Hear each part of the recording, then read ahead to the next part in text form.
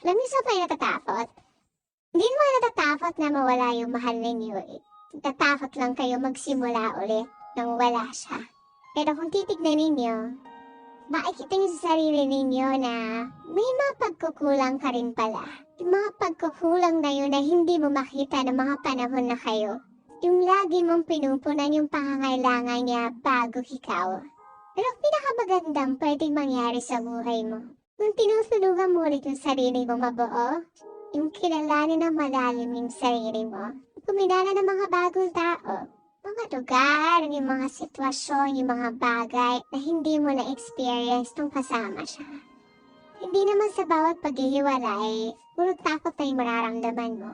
Dapat maging open ka na sa mga pwedeng mangyari magandang bagay sa'yo. Sa bawat paghihiwalay, magandang simula.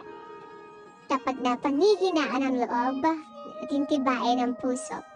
Gawing inspirasyon, mga bigo mong panahon.